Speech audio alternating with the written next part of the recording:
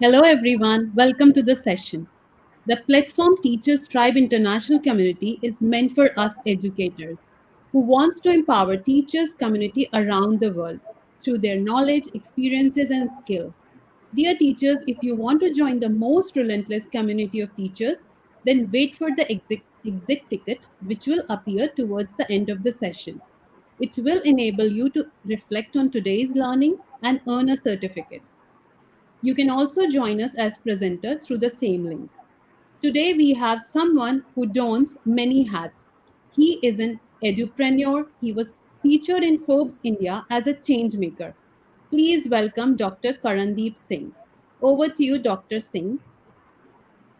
Thank you, Ms. Verma, for that introduction, and thank you for the community, for the teachers community, for bringing me here. The Teachers Tribe community. I think it's an excellent initiative, and um, the topic that we are kind of talking about today is rather something that we as educators learn about in different kinds of forums, or we actually learn about it right throughout our careers, whether you're working with um, students from early years like primary years, whether you're working with students in middle school or high school, or interestingly whether you're working with, in my case I work with students who are in their postgraduate level. I mean, I'm working with students in MBA and postgraduate diploma. So what I was able to decipher probably in the last 15 odd years of dealing with education in one form or the other, whether it was running international schools as a principal or a director, or whether it was running at tech companies, and now whether it is for the last few years working a lot with experiential learning with higher education. Um, so, the topic that we're talking about today, which is basically early childhood cognitive development, which actually technically leads to sustainable leadership development. It's a very heavy topic when you think about it, but actually it's quite simple, to be honest. Uh, Factor number one, I think, probably before I share the slides, is that everything that we become. This is more of a existential or a philosophical perspective, that everything that we become, whether we are adults now and at any age, whether late 20s, late 30s, or 40s, is a ripple effect from our experiences and how our early childhood, both from a cognitive perspective developed, and from an experiential and a social emotional perspective, how did it develop, leads us to become eventually who we are, because that has a massive ripple effect on our life. And ironically, in education, traditionally, especially not just in developed countries and of course in developing countries, a lot of focus mostly has been on the end result of the marks. Eventually, that cripples or that creeps into the system by the time the kids are in high school and then in colleges and placement. But we're not actually looking, and then we try to plug the gaps of the so-called people skills, and we start giving them skill development in our universities. We want to mentor them because the EQ is not touched upon, which is the emotional question. We do focus a lot as a society on the IQ driven results. Unfortunately, the problem is because the human being is not holistically developed, there is a massive gap between what they know about technical knowledge versus how they apply knowledge of life to become better people or become genuine leaders. So the study that I had done was trying to, I mean, it has a bit of a geeky side because it's scientific also, but at the same time, what I was able to realize is when I published this study at Harvard is leadership development. If you look at a lot of leaders who are genuinely compassionate, who have reverence for their colleagues or their workers, people who work with them, who do not have the insecurity which leads to an ego based work culture, which obviously has a ripple effect on toxic work culture, actually comes out of the early years of their life. And ironically, you're looking at a world right now where sustainability in itself, from the perspective of sustainable development goals, from the perspective of sustainable economic development, and from the perspective of sustainability in terms of what kind of leaders are we bringing out, it's a very critical term to sort of pitch upon. It's a very critical term that we theoretically in a lot of different talk shows and conferences we talk about it. But what we are not realizing is that the planet that we are handing over to the youngsters, let's say a youngster who's 18 or 24 or 21, or a youngster who's 5, they all have to kind of face a very daunting task ahead to not only face society and be apparently having that terminology of being socially acceptably successful, but at the same time now they're facing a problem of having a planet to deal with which is ill. So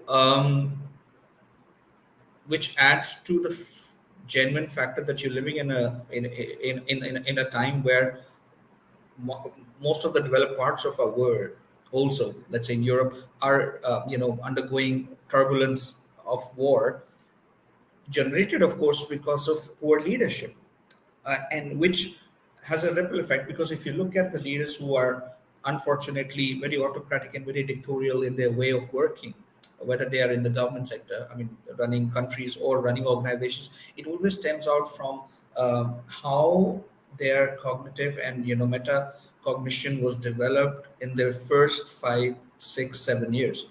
And what I'm going to do is I'm going to try and share the research paper as we talk along, which might give a perspective. Just bear with me. Right. Okay. So see, it's a very simple logic. See, the human brain development is, I mean, the human brain is absolutely fascinating. I'm always fascinated by it. And although I am teaching, let's say management courses, and I'm teaching a lot of courses which are to do with uh, understanding the pulse of the industry. But everything for me in education is always interlinked. It has interdisciplinary and transdisciplinary perspectives. So if you look at the science of early brain development, what I've used the term here in my paper to Harvard is, it's called an investment in early childhood, which basically creates a sustained platform for an individual to genuinely have a future where they can take control of their decisions. We have a you know simple saying that you were born original, we don't want you to die a copy. And so, what has happened in neuroscience in the last decade is that when you look from birth to 5 years, is basically the foundation years. The the the lack of understanding of how to deal with young children and what kind of imprints will leave upon them, both from the perspective of educators and from the perspective of parents and from the perspective holistically as a society, has a very pragmatic effect on them when they start developing the I factor by probably by the age before adolescence hits. So see, there are a lot of psychological, psychiatric studies on it, and I'm generally very skeptical, if not exactly cynical, but I'm very skeptical about branding individuals, because psychology as a field, it depends on how well you tackle yourself as a psychiatrist or a psychologist. Of course, they're different fields altogether, and I always pray that people don't end up to psychiatry, because that is a medicinal element, and there's a lot of prolapse addiction that puts you I mean, the percentage of kids who are depressed, suicidal at this point is alarmingly high, and the amount of volume that is depending on medications. And I'm not talking about Southeast Asian or Asian countries, I'm talking about the United States, which is the number one country where youth depression is a big problem, suicides are a big problem, gun violence is a big problem.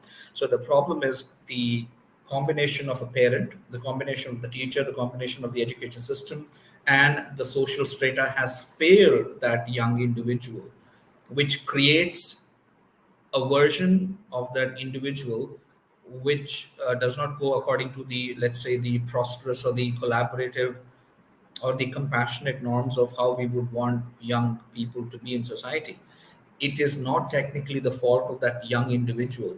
It is a system that has failed the person. So when I wrote this paper and when it was published by Harvard, the main contention, you can say, or the main debate that I'm trying to talk about here is that one is the neuroscience perspective that the human brain development is at its peak at a certain time when we don't realize. So there's a higher cognitive function, as you can see in front of your screen. I've given a metric between birth and the years. We are not looking at the importance of language, sensory pathways, which could be visual, auditory. We're not looking at the cognitive functions at a certain period in a person's life when it is at its peak of either becoming really positive, and it has a flip side. If not tackled in a correct manner, it can also have extremely negative impacts. Most of the times, because the curriculum, or for a better word, in my experience, having looked at most of the um, sections of our education system where counselors or SCNs, special educators, are hired, a lot of them want to do a lot of good work. Unfortunately, their departments are either not well funded, even if you're in a public system like the UK or the US, or when you look at privatized systems like in countries like Bangladesh, India, Pakistan, their departments are stigmatized and they're not given the kind of exposure or the kind of, you can say, width to operate as you would give to, let's say, a core mathematics teacher, or economics teacher, because as a field itself, it is still, in a lot of societies, it's still taboo. And if it's not a taboo, then the problem is it's not taken seriously. So when we are looking at, I mean, the simple reason for me to actually create this sort of research and case was, or this publication was, I wanted to understand why the education system generally fails to actually create what we assume is holistic learning or holistic development. But what we don't realize is that if we are educators, then we have a strong requirement to actually understand the development of the brain in sync with the development of the syllabi or the curriculum that you're trying to run. So if we look at, for example, this particular paper was published in the Center for Developing Child, which is one of the verticals at Harvard University. So my problem, or my, the problem that I'm genuinely realizing, although this is a very scientific paper, so I'm not going to dwell too deep into it, because, and of course, anyone who wants to read this paper, you can connect with me on LinkedIn, or I can even send it to you. You can go through the paper. But see, the problem of the area is that when you look at a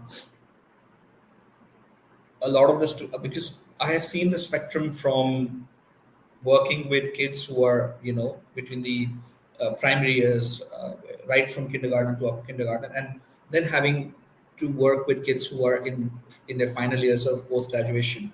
So I've seen the complete spectrum of how a youngster faces their life, and would I always tell educators to also reflect at their own learning, at their own journey, because they will find the missing dots. See, what happens is, a lot of times when we become educators, or or we've been teaching, or we've been lecturing, or we've been working in education for a while, we become complacent to the fact that we are not developed. We forget the fact that we are also human beings. And if you want to be a really good educator, you need to internalize and you need to reflect on your own limitations or your own positives and even negatives to actually take that learning into your classroom or take that learning to your learner. If you are not studying yourself, then you are basically an external spectator who is merely regurgitating the curriculum that has been given to you. You might be very creative in that, you might be very thorough with the curriculum, but you're not implying the human condition into the classroom, the human condition of who you are as an individual and what are the limitations that you have faced, because you have to remember you've gone through that same age yourself. And a lot of the times, there's a massive what we call I mean, I have a term called the dinosaur syndrome, uh, which basically means that we absolutely never want to understand or put ourselves in the shoes of our learners, or assuming that, my job is to just teach. See, if you cannot understand what's going on in their mind, no matter what you teach, the impact, or the extent of impact is going to be probably 35 to 40%. And see, the high potency learners are anyways going to learn. But the problem is, if you're not creating a differentiated classroom without understanding each student's, what we call MIs, for example, multiple intelligence what are the interpersonal skills, interpersonal skills, what kind of, are they choleric, are they, are they melancholic, are they very aggressive? There's so many strands. But again, I would want you to be careful that even if you put students in brackets, then you would end up creating if someone is melancholic or choleric, they're only going to behave in a certain way. So I have my reservations against putting students in brackets, or putting them into groups, specific groups or specific strata of society: high learner, low learner, mid learner. Because branding any human being is kind of like putting a stamp, which is actually contradicting the whole idea of education, because education is enlightenment and illumination. So the homework has to be done by the educator first. And of course, when I say educator, it's not, again, when you look at the vicious cycle, it's not exactly their fault, because then comes the system. So how much is the system allowing the educator to actually, expand their learning? How much is the system actually giving them the bandwidth to evolve as they teach? uh, I've been seeing is that professional development is also curriculum specific. We are not developing, if you expect the child to be holistic, then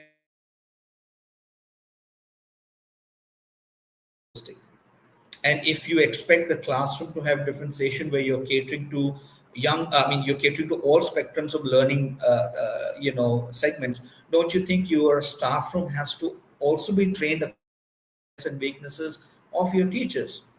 So that's a gap. That's a big gap. How many of educators, especially in the K-12 segment, are researchers? I don't see many. How much time are they given to research? Not much. And if you come to higher education, which is research specific, where research is a massive role in developing, see, we have to understand that research is directly proportional to innovation. If we do not inculcate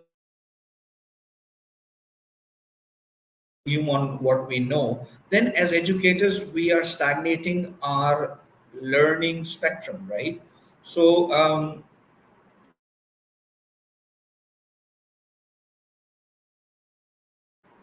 kind of taken me through teaching in the United Kingdom, teaching in Southeast Asia, teaching in India, traveling extensively through India because of being associated with university like Cambridge, working with different curriculums, right from CBS.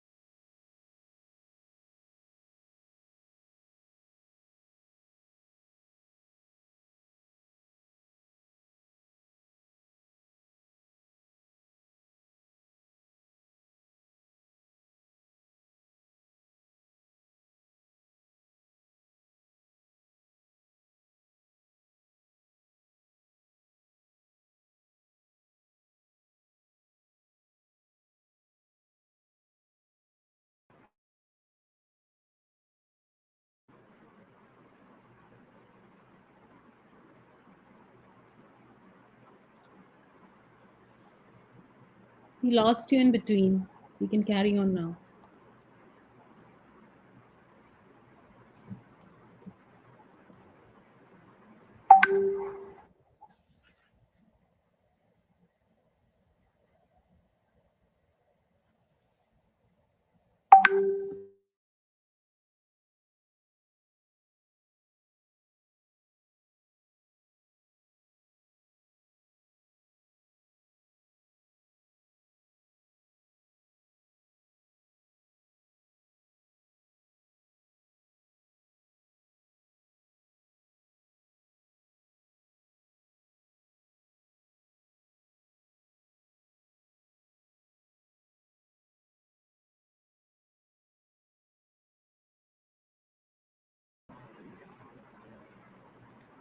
Yeah, hi.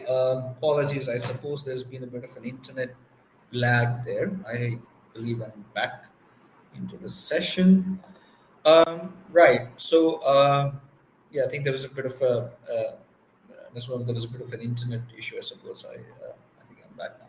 Yeah, that's okay. I think you have All to right. upload the document. Yeah, yeah, that's fine. Right. So, with reference to what we were talking about, and I think I'm going to continue on that, try to drive that point forward. Um, is we I was basically touching upon the fact that You have when traveled we a lot, and you were oh talking about yes, how you yes. created So see, the traveling factor this. has been a very blessing sort of an element because see, what happens is you have to sensitize yourself to learners from different areas because if we do not put the hat of a innovator or a researcher, whether I got an challenge to run a startup company as a CEO of an edtech startup company in Bangalore, where it's a completely different ball game. Or I had to work as a founding principal of an IB school and set up affiliations and all those things. Or recently, in the last few years, working a lot with students from who are entering their entrepreneurial journeys or entrepreneurial journeys into the market, into the industry, with respect to their masters and masters of business administration or postgraduate diplomas in business. And these students have so much of potential. And see, the number one factor is students have potential right from an early age. We have to understand how to engage them at that particular age and what would actually click at that point. So, for example, if you were tomorrow talking about global warming, you would approach very cautiously to a grade 5 student of how you talk about global warming. You cannot scar their mental perception at that point because they're not yet ready to face the complete harsh reality of the world. However, when you talk about global warming to a kid who's now 21, 22, about to enter society as a working professional, of course you will dial up the tone and you will look at that particular student from a different perspective of how practically they will be problem solvers with respect to global warming in whichever industry they are placed in or wherever they're working. So all comes down to the fact that you can push the horse up to the river, but if the horse is not thirsty, it's not going to drink, even if you dip the face into the river. So the point is, in IB, when we talk about IB or inquiry-based learning, right? So inquiry-based learning is synchronous with a lot of different curriculums across the world, and even in higher education. And we harp the tunes a lot about experiential learning, but unless and until experiential learning is done completely by the student, where you are merely not just a spectator, it's kind of theatrical. You are part of the audience and you need to let them do the magic show. You're not supposed to give them the hat and tell, okay, pull this bunny out. So the point is, right from day one, when we in education we talk about Bloom's taxonomy, you want to move from knowledge to creativity. If creativity is not happening in any specific thing that you're teaching, if that algorithm does, so it gets compromised. So when we talk about why the topic started from early childhood development is that this has been the biggest area, at least in India, that I've seen, which has been completely left defunct, where educators who are hired for their roles are not taken seriously. And I'm talking from my genuine experiences as principals and director for some of the top 10 schools in our country. And I have absolutely no problem saying that teachers who are brought in are not given enough training in kindergartens and in primary years.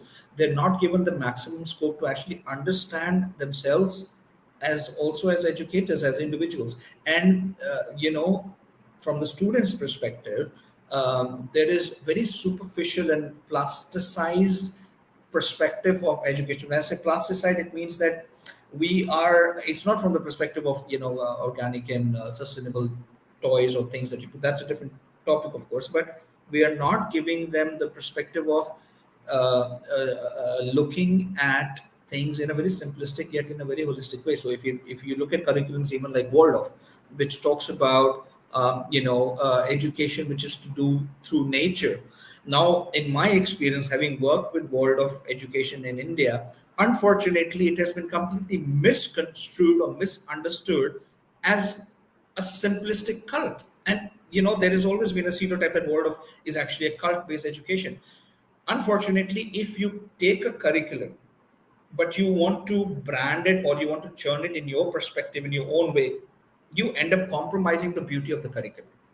So, which you do not realize, you're also compromising the education of a youngster by and this is a big problem that plagues countries which are having privatized education systems. So I always say this fact that anyone can open a school or a college because of the factor that you might have the capital to do it. But are you an educator who is opening it, or are you an entrepreneur and innovator? Do you actually believe in the students? Or if it's a business entity, you might bring the best of the curriculums, but you'll end up running it in the exact same way how you might see any other mediocre school or college running. So I am always very vocal about the fact that if you call yourself an education based institute or an educator, please be very careful of using that term, because you are undermining your own capabilities, and you're also undermining the fact that you're dealing with human beings. Anything that you say can make and break their psychological spectrum in the next 5 years or 10 years of their life. So the kind of things that they are going to absorb visually, auditorily, in a kinesthetic way, cognitively, when they're young, will have a massive impact when they're teenagers. And if that problem is not addressed by the system by then they will enter society completely not equipped to face what is coming to them. Because it's a simple cycle. It starts from a society which expects them to score really well, great. Then they get into education systems where there are pressurized tests, again, where they're expected to score really great. So, education is teaching them the end result matters. It's not teaching them the journey where they will actually become something. And trust me, all of the individuals who find a sort of enlightenment in their journey have to unfortunately do it by themselves. Very few cases you will find where the facilitators or the mentors have been a part of it. And sometimes it's not exactly the fault of the facilitator or the mentor. So a lot of people who realize the black from the white have to swim in the deep waters and then come out saying that, yeah, okay, this was not the right way to go about it, right? I can give you my personal example. I was studying physics, chemistry, and biology in grade 12. I have not yet touched biology in the last 20 years. So, and a lot of the K 12 learning that I picked up, if I was to talk about it, how much of practical application that has come to life, I'm not sure how much, you know. And so, if till K 12 we are only expecting them to follow certain things, and then we expect the colleges to come in and fix them, it cannot be fixed in those 3 and 5 years in colleges also. So eventually, when they reach the workplaces, also, why do we have toxic work cultures? Because the ripple effect started when they were 5 years old. In toxic work cultures, we want to step on each other's feet to try and get up, and we come up with wrong tactics, or tactics which are not positive, which are not human friendly. And we prefer the sea of competition, but not healthy competition, rather than collaboration. Because we are bred in a society which creates extreme insecurity inside us, whether we realize it or not, or whether we actualize it or not. And because of that insecurity, we have to justify or validate our existence by having the better job, or the better salary, or the better house, or the better life. And we keep going through this struggle without realizing how much of pressure we're putting on ourselves.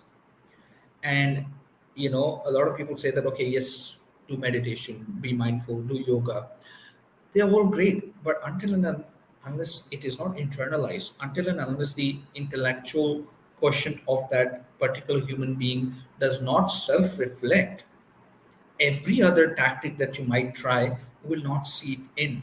It will have a very short-term retention to that particular individual, and this is also true for adults which might be 65 with a very good EQ, but their sorry IQ, but their EQ would be still of a 16-year-old teenager fighting in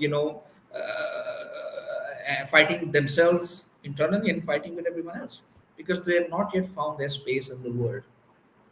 So the topic that genuinely I wanted to basically touch upon is that yeah, I mean, I think there's a question that you're saying. So, what strategies would you suggest to overcome this problem? See, there are multitude elements to this problem. The simplistic solution is please create education. You have amazing frameworks of curriculums, whether you're in college, university, school. You have to look at the curriculum not as a complete 360 solution software that you've got that you plug it into the kid's brain and then the kid is gonna automatically give you results. You have to invest human capital. Human capital means you have to get into their shoes.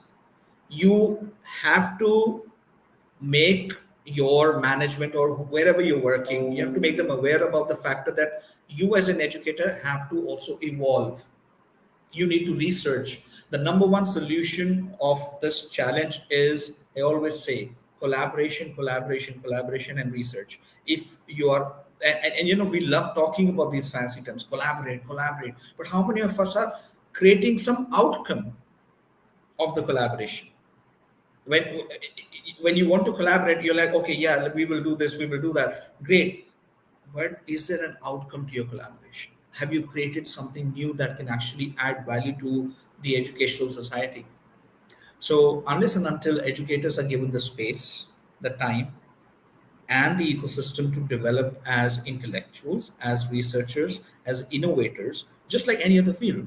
They would always be just a means to an end. And unfortunately, I hate to say it, because in every other industry, if you're expected to innovate because you are there to solve problems and come up with solutions, then what about educators who are teaching curriculum? Are they not there to solve problems? The problems are not just to do with attendance and class results. The problems are to do with the mind of the child. You are the first person that the child interacts with in terms of mental development. See, from right from childhood, the kid is not going to a psychologist or a counselor. They're going to a teacher. So the teacher has to be the one who has to have the 360-degree solution. The repertoire should be with the educator. And the educator has to be given that empowerment and confidence that you can do it. You do not have to go to multiple verticals to find solutions. The kid should stick to the educators. And I think we have to do a bit of soul searching also. It's also slightly spiritual in the perspective that cosmic connections to how we understand our world are actually completely directly proportional to how our cognitive development happens. And when I talk about topics like sustainable leadership, if we are not able to fix the kind of leaders we are creating, there is absolutely no way we can save the planet. Let me be very honest with you. Because if leaders are self centered and centric to their preliminary superficial goals, they will not have the ecosystem or the space to actually work on the macrocosm of what's happening to the planet. Examples are right in front of you. Why Russia and Ukraine are engaged in a war where rest of the world is also watching it, kind of pseudo or proxy way contributing. So the world leaders have failed. I mean, you have the ex-president of the United States. I mean, I always love taking his name, Donald Trump, saying that global warming is a myth. You can imagine if his teachers are still alive, they would have turned in their graves if they're dead. I mean, a person who's ruling the most powerful country as a president assumes that global warming is fake. So, what kind of education did the richest man in the world get? Is my question, right? And the person is going to go through life. He's going to die because we are all perishable items. He will go with that message in his being. So, how many other Donald Trumps do we want to create? That's my question. How many Vladimir Putins do we want to create in this world? And because if we are going to create those kind of leaders, the rest of the generation that is to face the world has a very daunting task in front of them, and that's my worry. That's why I say, please work. Please remember that the first 5 to 10 years of the child's life is very critical to how they will be when they're 21, 25, 30, and eventually 35 or 40. The mental well-being is so important. Pills will never fix anything. They're short-term uh, black hole gateways which create much bigger holes rather than plugging them. Medicines, unfortunately, cannot fix it. And my other contention is with psychologists. If anyone is listening or would listen, please don't be passive psychologists or counselors for that matter, where you're expecting answers from youngsters. No, you have to get into their shoes and you got to be aggressive. You got to connect with them. See, a mentor is a person who the kids are not stupid. They see through you, whether you are just doing it for your paycheck or whether you genuinely are interested or invested in their time. So nobody is fooling anyone these days, right? That is, don't do not create education as it is now. It is a business transaction. Yes, you got to take it back to its inceptional days where education was something which was honored and an educator was honored because they were transmitting knowledge. And also a message to the parents, it is very important for them to understand that even if the educator puts in a lot of hard work, it gets absolutely neutralized when the kid is back home. Because if you're not creating the similar atmosphere that is expected for the child to thrive, if you still believe after the pandemic in surrogate parenting where they're going to again go to 10 different kinds of fishing classes and horse riding and everything, then you're failing as a parent. Very simple. And your so-called quality time is 15 minutes. No point. Might as well put them in a boarding school. They will rather learn more in a boarding setup from their peers than they will learn from you as a parent, right? I mean, a whole generation of the so-called millennials tried doing that. The ones who could afford, the upper middle class, and obviously the pandemic taught them. I hope that teaching stays with them. I hope we learn from the existential crisis that we've faced in the last 3 years, right? So I'm going to possibly end or conclude the session by saying that early childhood cognitive development is not limited to just early childhood. Cognitive development and sustainable leadership have a very strong linkage which will run throughout your life, whether you're a learner, whether you're a professional, whether you're a person in your 60s or 70s. You need to keep learning. If you genuinely believe that you're an educator or an educationist or edupreneur, please be humble to learn and share your best practices with each other, because that's the only way you can. You're not empowering somebody else; you're empowering the system. So the cosmos has to be empowered, and we have to treat our young adults just like how we would treat our family members, because they're human beings. Don't treat them like numbers. So, with that, Ms. Anila Verma, I'll end my talk. And yeah, Thank you very much, sir. Actually, I got answers to many of my questions, and I'm still pondering about few questions like whether to create groups in a class or not. Knowing my own positives and negatives, and educators as researchers. Something which stuck with me is soul searching, because as an educator, I haven't heard about it. I have to do my own homework before going to my classroom. Thank you very much. thank you. And teachers, I'm going to share, as I said, I'm going to share a link which will enable you to earn a certificate. Here it is.